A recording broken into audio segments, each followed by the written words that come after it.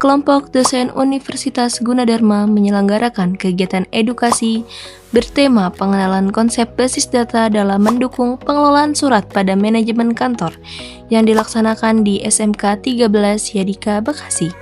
Berikut anggota kelompok dari kegiatan pengabdian kepada masyarakat Universitas Gunadarma 2026 yang terlibat dalam pelaksanaan kegiatan ini. Sesi pemaparan materi ini dirancang untuk memberikan pemahaman yang komprehensif dengan mengaitkan konsep basis data pada situasi nyata yang akan dihadapi siswa di lingkungan kerja. Materinya sekarang tentang pengenalan konsep dari basis data, ya, khususnya untuk aplikasinya di pengelolaan surat di kantor. Ya. Karena nanti kan kita semua kalian akan bekerja di kantor, ya, jadi paling nggak ada informasi tentang apa sih itu basis data. Ya. Oke, tadi anggota ya sebenarnya ada beberapa, tapi yang beberapa itu yang persiapan di awal dan nanti di akhir, ya, jadi yang datang hanya melintas. Sebelumnya, nah, jadi di kantor nanti kalian pasti akan berhubungan yang sama dengan data, ya. Mereka tuh kalau di kantor apa aja sih?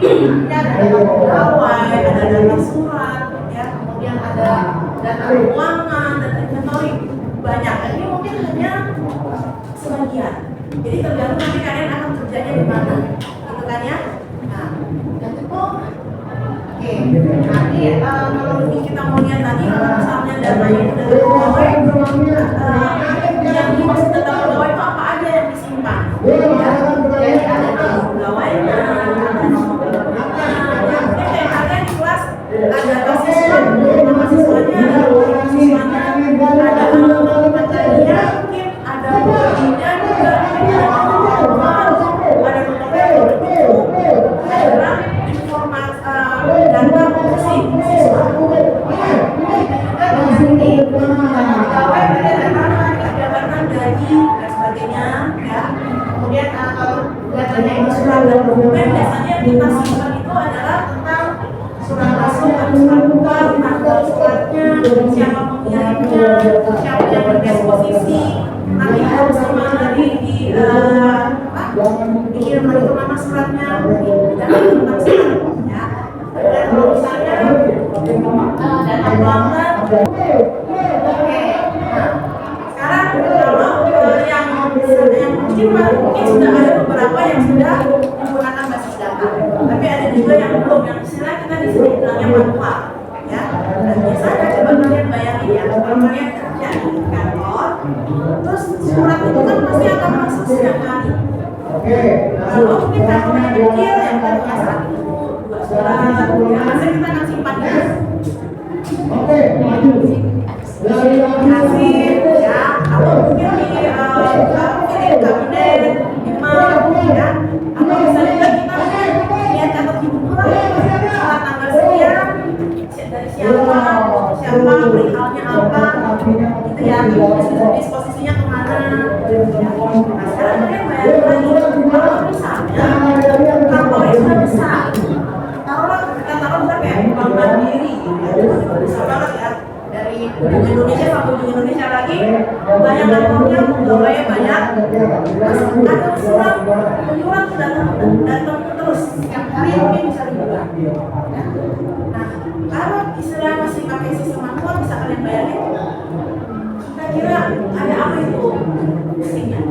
Manual ya, belum yang datang itu banyak. Ya, kemudian 1 hari, 2 hari, sebulan, 2 bulan, setahun, 2 tahun.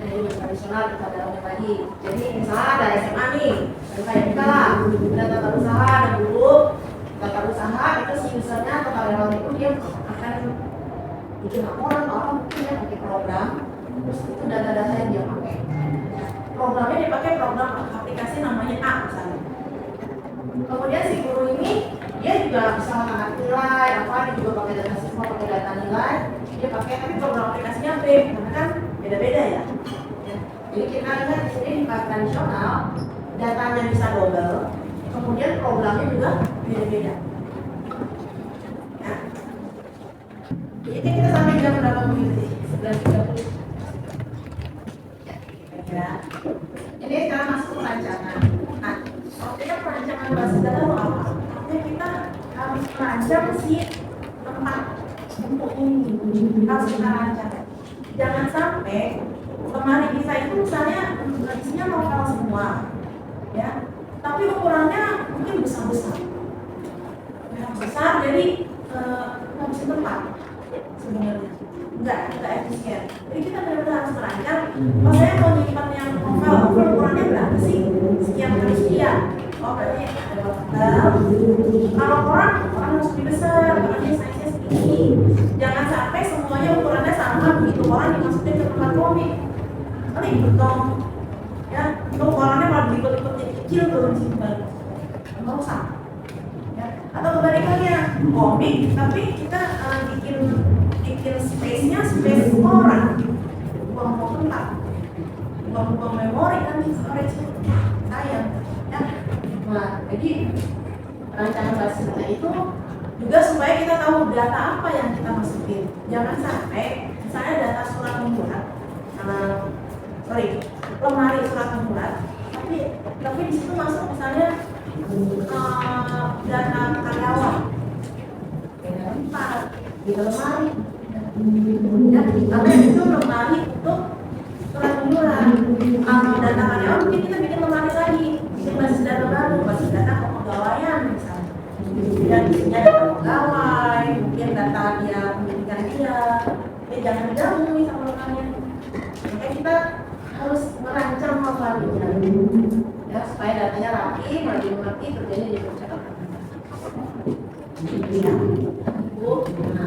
Untuk merancang kita harus tahu komponennya apa. Nah, untuk pertama ada yang namanya entitas. Entitas itu kayak apa sih yang mau kita simpan? Tentang pegawai, tentang disposisi, tentang tentang barang kalau kita punya toko, Indomaret, ya.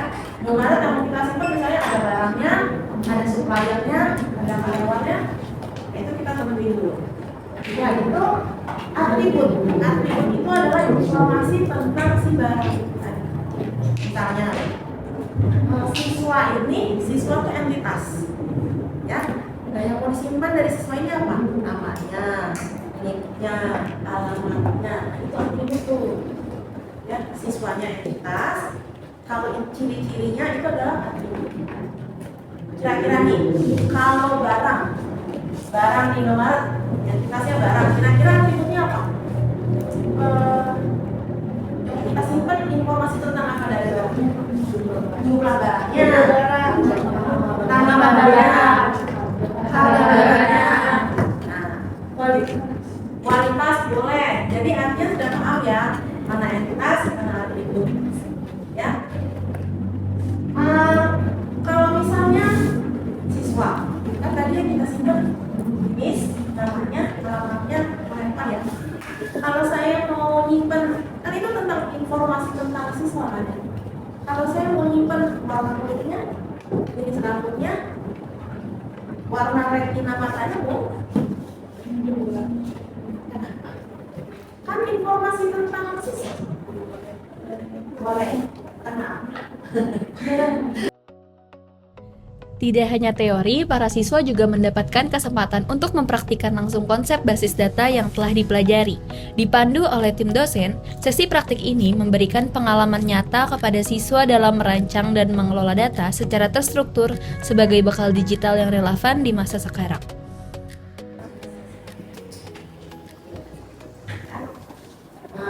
Ini contoh tampilan atau dashboard dari aplikasi tentang pengelolaan surat. Aja di mana di sini ada pilihannya. Mau tentang surat masuk, kalau surat masuk berarti klik yang surat masuk. Kalau surat keluar berarti klik yang surat keluar. Nah, di surat masuk ada berapa? Oh, ada 12 surat. Surat keluar ada berapa? Ada 8. Yang menunggu di komputer ada berapa? Ada 5. Nah, ini kan jelas. Tanpa kalian harus menghitung lagi ke pilih aktif. Jadi lebih mudah dengan adanya basis data karena bisa. Ya, Nah, ini tampilan utamanya. Sekarang kita klik nih, surat masuk. Kita hasilnya. Nah, ini untuk input surat masuk. Tampilannya seperti ini. Jadi nanti yang bapak-bapak tadi akan input suratnya berapa, suratnya berapa, mengirimnya siapa, terus misalnya undangan rapat misalnya, terus tinggal disimpan. Udah tuh, kalau begitu simpan, masuk ke tabel yang tadi surat masuk, yang kayak Excel. Tapi tampilannya kayak gitu, kelihatan kan? Dia udah Excel, tinggal biasa gimana? Kalau kamu suka warna-warna ini bisa nanti bisa diwarnai, bisa ada backgroundnya warna pink. Mungkin saya ada mau bikin foto siapa? Grup dari mana sebagai latar belakang? Nah, itu tentang nanti bikin programnya. Kalau ada senang nanti bikin program, nah langsung ada di jurusan. Ya, ada pelajaran. Oke, kemudian ini tentang disposisi surat. Ya, jadi nanti ada yang setiap yang kita isi itu nanti akan masuk ke tabel. Ya, ke tabelnya. Jadi tapi kita enggak tampilan yang jelek, tampilannya sudah untuk bagus. Nah, ini detail suratnya, jadi nomor suratnya berapa, ada statusnya di sini, riwayatnya sudah ada. Nah, ini biasanya atas atasnya udah bos-bos aja yang baca. Selanjutnya berbaginya nah, aplikasi tentang surat itu banyak ya. Contohnya tadi yang kita buka tentang sistem manajemen surat. Mungkin ada lagi tentang sistem kepegawaian, ada lagi tentang digital, dan ini banyak. Dunia perkantoran sudah sampai gaji belum ada aplikasinya. Guna mengukur sejauh mana pemahaman siswa terhadap materi yang telah disampaikan, dilaksanakan sesi kuis interaktif. Antusiasme para siswa dalam menjawab setiap pertanyaan menjadi cerminan keberhasilan penyampaian materi dalam kegiatan Abdimas ini. Teman-teman yang di belakang mungkin bisa tolong perhatiin siapa yang lebih cepat angkat tangan ya, supaya bisa langsung jawab. Oke, materi kita tentang apa? Belum pertanyaan. Jadi kita menggunakan basis data karena lebih efisien kalau lebih mudah dicari data. Hanya itu dua. Kita bentuk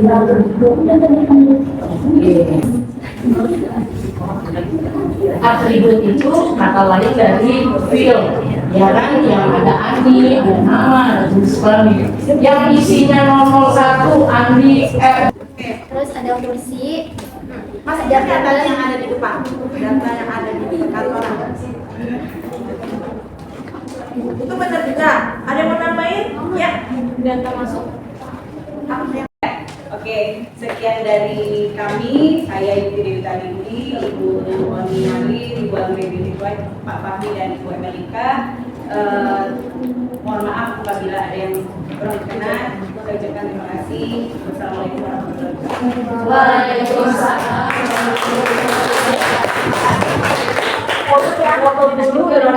Kegiatan pengabdian kepada masyarakat Universitas Gunadarma 2026 ini telah berjalan dengan lancar dan penuh semangat. Kami berharap ilmu yang telah dibagikan dapat memberikan manfaat nyata bagi para siswa SMK 13 Yadika Bekasi dalam menjalani pendidikan dan mempersiapkan diri memasuki dunia kerja. Universitas Gunadarma berbagi ilmu, membangun bangsa.